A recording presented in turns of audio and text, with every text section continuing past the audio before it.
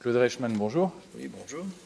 Alors vous êtes ici à Pont-l'Abbé pour une réunion que vous tenez ce soir sur comment sortir du RSI. Est-ce que vous De la pouvez sécurité et de la sociale, sécurité en sociale. général. Est-ce que vous pouvez expliquer la genèse de cette réunion?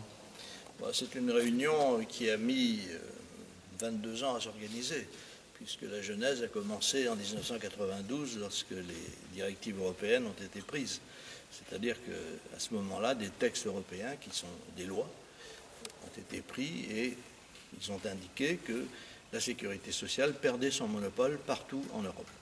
Il a fallu ensuite transposer ces textes, il a fallu bien entendu obtenir que la France le fasse, ce qui a été très difficile.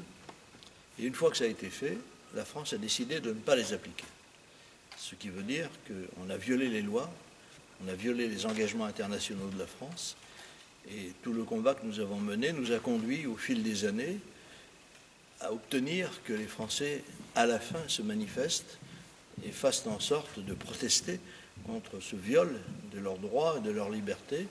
Et aujourd'hui, nous parcourons la France de réunion en réunion pour expliquer aux Français qu'on les a volés de leurs droits et quels sont leurs droits. C'est surtout cela qui est important. Alors justement, les réunions se multiplient et les organisations, les projets de réunion se multiplient dans toute la France, comme vous l'avez dit, avec des salles combles. Là, on attend plus de 600 personnes ce soir pour un lundi soir à 18h30, ce qui est assez exceptionnel. Comment vous expliquez ce mouvement? Est-ce que ce n'est pas en même temps le signe d'une réelle colère, mais qui pourrait vraiment basculer? Parce que là, on sent un ras-le-bol. On parlait tout à l'heure à des gens qui sont excédés, qui n'en peuvent plus. Il y a des mouvements durs également, les pendus. Enfin, c'est des signes forts qui sont amenés. Alors, quel est votre avis là-dessus et comment vous expliquez cette contestation qui est en train Nous expliquons cela par ce que nous avions depuis longtemps indiqué, c'est-à-dire que la sécurité sociale a détruit l'économie du pays. Et aujourd'hui, comme l'économie est détruite, les chefs d'entreprise se retrouvent dans une situation tragique, avec des entreprises qui tombent par dizaines de milliers. Les gens sont désespérés. Les salariés qui travaillent dans ces entreprises sont menacés évidemment de chômage et tombent dans le chômage lorsque l'entreprise disparaît. C'est une situation qui est inacceptable pour un chef d'entreprise. Et ceux qui ne se rendent pas compte de ce qui se passe dans le pays actuellement sont des inconscients. Il se passe des choses dramatiques. Il ne faut pas oublier que si une entreprise disparaît, non seulement le chef d'entreprise perd son entreprise, mais il y a des tas de gens qui perdent leur emploi et des tas de sous-traitants qui perdent eux aussi l'emploi qu'ils avaient grâce à cette entreprise. Et de fil en aiguille, l'effet de ruine s'étend et les gens ne peuvent plus accepter une telle situation. Donc ils manifestent et nous sommes les seuls à proposer une solution parce que ceux qui disent qu'il faut aménager, réformer ou tout ce que vous voulez sont des gens qui finalement ne se rendent pas compte de la structure de ce système. Ce système n'est pas réformable. Est-ce que justement, supprimer. Est-ce que justement, c'est pas intrinsèque à la France cette espèce d'État qui ferait forcément une différence entre l'image que tout le monde a des grands patrons et à côté des petits salariés, en oubliant en fait ce qui fait le cœur de la France aujourd'hui, c'est-à-dire toutes les petites entreprises, tous les petits artisans. Ce sont ces gens-là que vous touchez prioritairement, ou alors vous touchez globalement l'ensemble des... Les premiers touchés, ce sont effectivement les 3 millions de chefs d'entreprise. Et vous venez de les déclarer et de les citer. Ce sont effectivement des commerçants, des artisans, des PME, des professions libérales. Et tous ces gens représentent le tissu économique français. Les 3 millions d'entreprises françaises sont presque toutes de petites et de moyennes entreprises. Et ce sont ces entreprises qui sont toutes menacées de disparition actuellement, ce qui veut dire que chaque Français actuellement est menacé de voir ce qu'il a, c'est-à-dire une prestation, un salaire, une pension, une indemnité, ne plus être payé, parce que tout provient de ces 3 millions d'entreprises qui sont en train de mourir. Et c'est pour ça que nous proposons une solution qui d'ailleurs est la loi. La loi a été faite en fonction de l'ouverture des frontières européennes. Et donc actuellement, nous sommes en train d'expliquer aux Français que s'ils veulent se sauver, je parle des entreprises, mais les autres aussi, le salarié doit être solidaire, d'ailleurs il peut lui-même se libérer, et si on ne le fait pas, la France va être une véritable ruine économique, et avec tous les drames sociaux et naturellement tous les drames de caractère violent ou autres qui vont inévitablement surgir. Un pays ne peut pas mourir de cette façon-là, ça n'est pas possible. Il faut le sauver, et pour le sauver, il n'y a qu'une seule solution, changer de système social. Alors comment réagissent les politiques face à ce mouvement? On sent l'État de plus en plus crispé, on sent des tentatives presque de censure, enfin de censure cachée. Est-ce qu'il y a quand même des politiques qui vous soutiennent, ou est-ce que vous sentez vraiment le système étatique français qui est sur votre dos et qui vous menace? Les politiques ont toujours joué le jeu du système, toujours. Aujourd'hui, ils commencent à s'inquiéter beaucoup parce qu'ils se rendent bien compte qu'ils sont assis sur un volcan. Et donc, le système est en train d'exploser. Et les politiques qui sont assis dessus risquent de sauter très haut aussi en même temps. Donc, ils sont en train de commencer à réfléchir.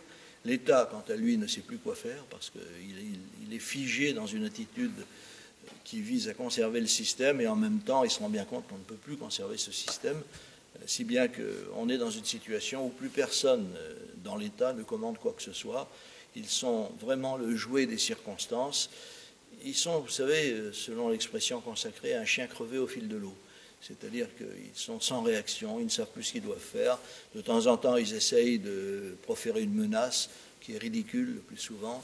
Bref, la révolution est en train de se faire sans eux. Quand je dis révolution, nous, on n'est pas violents. Nous ne sommes pas des gens qui voulons détruire.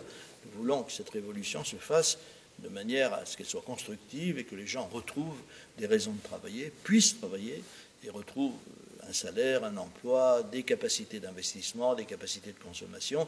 C'est ce que la réforme qui est dans les textes va permettre. Maintenant, si on continue de l'empêcher par tous les moyens, et notamment par la censure systématique qui maintenant a beaucoup cédé, ça a changé, eh bien, on va retarder le moment où les Français vont pouvoir se sauver, et là, on risque d'être le jeu d'événements violents. Alors, vous avez parlé d'événements violents. On est en Bretagne, il y a eu, il y a quelques mois, la révolte des bonnets rouges, qui a été une révolte à la fois populaire, mais en même temps avec des actions fortes, avec des actions de destruction, même de portiques écotaxes. Et ces destructions ont abouti, dans les faits, à la suppression et au retrait de cette loi écotaxe. Est-ce que cette forme de violence, qui n'est pas une violence, une atteinte aux personnes, n'est pas quelque chose qui peut être amené à se développer si votre mouvement, votre influence n'est pas écoutée? Si violence il y a, elles ne sont pas de notre fait. Nous ne sommes pas violents, nous avons basé toute notre attitude sur le droit. C'est-à-dire que depuis le début, nous combattons ceux qui refusent d'appliquer les textes par les moyens légaux et juridiques. Naturellement, nous y avons ajouté l'effet populaire. Quand je vais faire des réunions partout où il y a des centaines et des centaines de personnes, c'est un effet populaire. Les gens prennent conscience de ce que sont leurs droits. Ensuite, ils peuvent aller s'adresser au public ou à leurs amis. Bref, les gens parlent, et je pense que de fil en aiguille, très vite, on va obtenir un effet de masse. D'ailleurs, on a pu constater il y a quelques jours, il y a 2 jours, même ça n'est pas si vieux, qu'à Châteaulin, un député, et pas le moindre, puisqu'il est le vice-président de l'Assemblée nationale, M. Marc Le Fur, a déclaré qu'il n'y avait pas de monopole et que ça fait depuis 1993 qu'on le cache aux Français. C'est un événement considérable parce que quand un parlementaire, surtout que c'est un homme qui est un sous-préfet d'origine, donc il sait ce qu'il dit, ce n'est pas quelqu'un qui est un importé. Donc la révélation qu'il a faite du fait qu'il connaissait les choses depuis longtemps est un événement majeur, car nous allons maintenant interpeller tous les politiques, ce que nous faisions déjà depuis très longtemps, mais ils répondaient par le silence. Et maintenant, nous avons face à nous un parlementaire important qui vient de déclarer qu'il n'y avait plus de monopole. Nous attendons que tous les parlementaires fassent la même chose, car ils le savent tous, et que les lois désormais soient appliquées, ce qui va changer énormément de choses en France. Parce qu'au lieu d'avoir cette situation de crispation permanente, de difficultés permanentes et de drames permanents, parce qu'il y a des gens qui se suicident parmi les chefs d'entreprise, eh bien nous allons avoir un renouveau économique et social, et c'est le but que nous poursuivons depuis très longtemps. Mais je dois dire qu'il y a actuellement une course de vitesse entre le chaos et nous.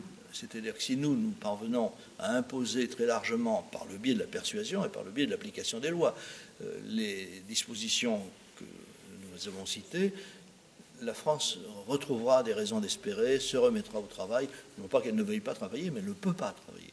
Et donc les choses iront, je pense, bien. Maintenant, si on continue de s'opposer à tout cela par bêtise, par obstination stupide, et que les gens continuent d'avoir les difficultés qu'ils ont, alors là, le chaos risque de survenir, et une fois qu'il commence, on ne sait jamais comment il finit.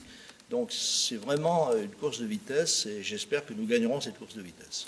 Alors, il y a des élections qui se profilent dans quelques semaines, départementales, puis régionales, et on sait que la France traverse une crise sans précédent actuellement. Est-ce que, dans un système qui s'américanise petit à petit en France, est-ce que vous avez l'impression aujourd'hui d'être devenu une sorte de lobby qui pourra compter, de par les mots d'ordre qu'il pourrait éventuellement donner lors des échéances électorales? Nous n'avons pas d'enjeu de pouvoir. Notre mouvement est totalement apolitique. S'il est politique, c'est uniquement par la voie de la citoyenneté, mais ça n'a rien de politique. Donc nous n'avons pas l'intention de nous mêler aux élections, que les politiques fassent ça entre eux. D'ailleurs, ils se sentent en général très bien entre eux, plutôt qu'avec les autres. Mais nous, notre objectif, c'est d'extraire de la vie politique tout ce qui est économique et social, de façon à ce que ce soit les relations personnelles, enfin je veux dire des relations entre travailleurs, employeurs, entre l'ensemble des couches sociales du pays qui se mettent d'accord, qui discutent. Et on n'a pas besoin de l'État pour faire ça. Il suffit que les gens discutent entre eux, essayent de s'accommoder les uns des autres, et à ce moment-là, on obtient des résultats très positifs. Donc, nous, les élections ne nous intéressent pas beaucoup, sauf s'il advenait que ces élections tournent au véritable débat tel que nous le souhaitons. Alors, dans ce cas-là, ce serait très bien, mais très franchement, je ne vois pas venir un débat intelligent au moment des élections. Je pense qu'il y aura plutôt, comme d'habitude, des invectives et des mensonges. Dernière question, qu'est-ce que vous diriez aujourd'hui à un jeune ou à un moins jeune qui souhaite ou bien monter son entreprise de façon totalement libre, ou bien en tant que salarié qui souhaite pouvoir toucher réellement l'argent qu'il gagne? Qu'est-ce que vous lui diriez? Je lui dirais qu'il doit soutenir les actions que nous menons par sa propre action, c'est-à-dire que chacun peut, dans son domaine, dans son milieu, faire des démarches, faire des demandes, pousser les employeurs, pousser les élus. Les élus doivent quand même jouer leur rôle dans cette affaire.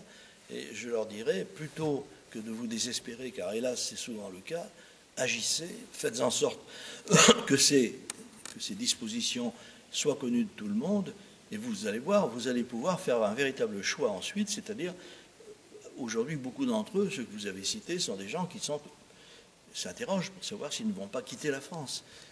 Je les invite à rester. Bien entendu, s'ils font le choix de partir, c'est leur choix à eux, je ne le critique pas.